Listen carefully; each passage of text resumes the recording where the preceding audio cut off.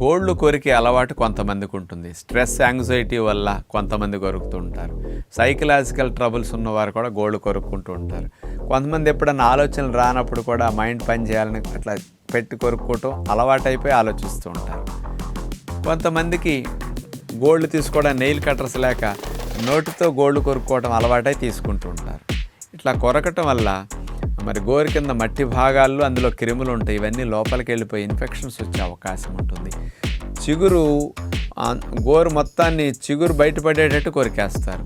దానివల్ల గోళ్ళకి చాలా ఇబ్బంది అవుతుంది, రక్షణ తగ్గిపోతుంది.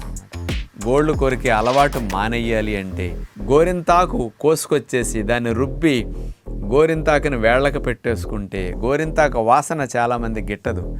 పండిన తర్వాత వచ్చే వాసనకి నోట్లో చేతులు పెట్టబుద్ధి కాదు, వేళ్ళు కొరకబుద్ధి కాదు. ఈ రకంగా ఉపయోగించుకుంటే మీకు గోళ్ళు కొరికే అలవాటు తగ్గుతుంది. రెండవది, ఆడవారు మాత్రమే చేతికి గోళ్ళ రంగు వేసుకుంటూ ఉంటారు, మగవారు వెయ్యరు.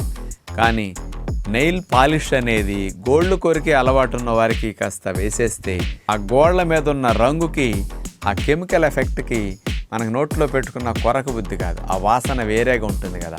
అందుకని ఆ కొరికే అలవాటు మానేయటానికి కూడా నెయిల్ పాలిష్ కొన్ని రోజులు వేసుకుంటే ఒక 21 రోజులు కొరకకుండా మీరు ఉన్నారనుకోండి, అలవాటు పోతుంది మళ్ళీ. అందుకని రెగ్యులర్గా రిపీటెడ్గా గోరింతాకు 2 రోజులకు 3 రోజులకు ఒకసారి అట్లా పెట్టేస్తుండాల. ఎర్రగా పండినప్పుడు మొదటి 3 రోజుల వాసన ఎక్కువ ఉంటుంది. అలాగే నెయిల్ పాలిష్ 2-3 రోజులకు ఒకసారి వేసేస్తూ ఉంటే గోళ్ళు కొరికే అలవాటు తగ్గిపోతుంది.